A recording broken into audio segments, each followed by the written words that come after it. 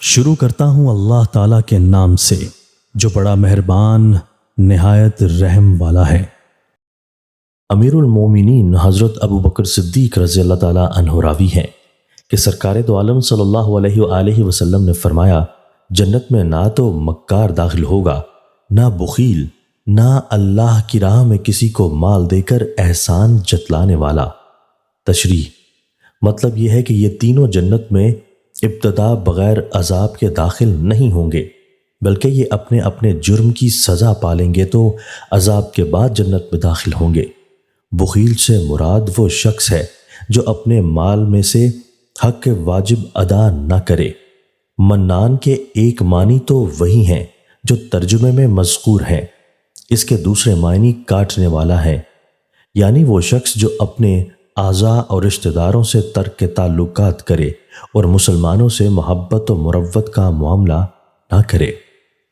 حضرت ام مجید رضی اللہ تعالیٰ عنہ کہتی ہیں کہ میں نے عرض کیا کہ یا رسول اللہ، جب کوئی سائل میرے دروازے پر کھڑا ہوتا ہے اور مجھ سے کچھ مانگتا ہے تو مجھے بڑی شرم محسوس ہوتی ہے، کیونکہ میں اپنے گھر میں کوئی ایسی چیز نہیں پاتی جو اس کے ساتھ میں دے دوں۔ رسول کریم صلی اللہ علیہ وآلہ وسلم نے فرمایا کہ اس کے ہاتھ میں کچھ نہ کچھ دے دو، خواہ وہ جلا ہوا گھر ہی کیوں نہ ہو۔ تشریح: حضرت صلی اللہ علیہ وآلہ وسلم نے صدقہ و خیرات کے بارے میں یہ حکم گویا بطور مبالغہ ارشاد فرمایا کہ سائل کو خالی ہاتھ واپس کرنے سے بہتر ہے کہ اس کے ہاتھ میں کچھ نہ کچھ ضرور دیا جائے، خواہ وہ کتنی حقیر اور کمتر چیز کیوں نہ ہو۔ حضرت ابو ہریرہ رضی اللہ تعالیٰ عنہ راوی ہیں کہ رسول کریم صلی اللہ علیہ وآلہ وسلم نے فرمایا، انسان میں جو خصلتیں ہوتی ہیں ان میں سے دو خصلتیں سب سے بدترین ہیں، ایک تو انتہائی درجہ کا بخل اور دوسری انتہائی درجہ کی نامردی۔